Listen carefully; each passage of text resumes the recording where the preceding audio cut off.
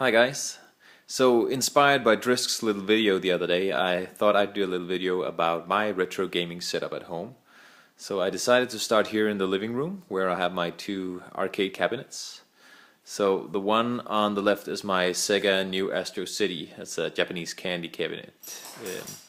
This is my little baby, of course. I love that cabinet and I play a lot of Neo Geo games on that, and Bubble Bobble 2 and 3 as well, some of my favorite games. So I play a lot on that machine. And the black one on the right is a Danish cabinet, a JK design cabinet. These kinds of cabinets were found everywhere in Denmark back in the late 80s and early 90s. So you'd find these, in grocery stores and on sports facilities and, well, everywhere, I think. So let's go upstairs where I do most of my retro gaming, in fact.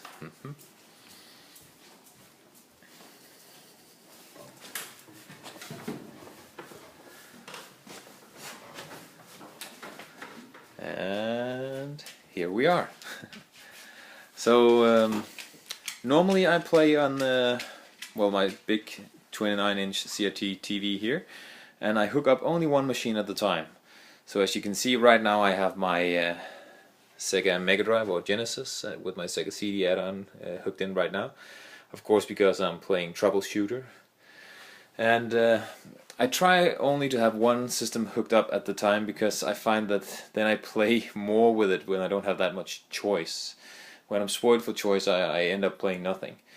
Like 6 months ago, I had all of my machines plugged into this same monitor, but that didn't really work for me. So right now they're all in storage here.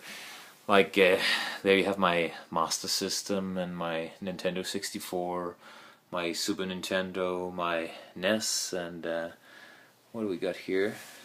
Oh, my other Sega Mega Drive, and well, over there we have some more systems like my Saturn and a Wii and PlayStation 2 and all kinds of lovely retro gaming consoles. So I only plug one of them in at a time and, well, play around with it here. Of course, I opted for a CRT TV as well, so I can play the light gun games on my PlayStation and my Saturn. I love light gun games. Sometimes, of course, I do emulate games, and when I do that, I use my setup over here. Oh, there's my CD32 as well. That one is always plugged in here, so I can play along with that. But when I do play emulated games, I normally play with this controller here. I don't have an X arcade or something like that. I have this custom-made arcade stick. So that's, if I remember correctly, that's a Saimitsu stick and some Sanwa buttons. So these are the same arcade components that I used in my my Japanese candy cane cabinet downstairs, and that gives me the real experience of using an arcade machine. I love those controls. So I use that for my MAME emulator, and, well, when I play around with that. But I don't do that as much, since I actually have the arcade machine instead to play around with. I do have this little baby. I bought this joystick, this SpeedLink joystick. It's a USB joystick here, so you can plug it into your PC on Drisk's recommendation, and that's excellent for playing old Amiga games on your emulator. I love doing that, and for Commodore 64 games as well.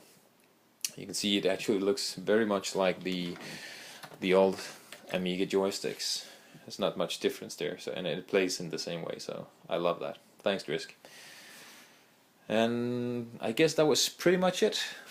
I've got everything neatly stored there, and all my games lined up here in boxes over here, and, well, some in the cupboard, and, well, you know how it is. So that was my little retro gaming setup. I hope you enjoyed it.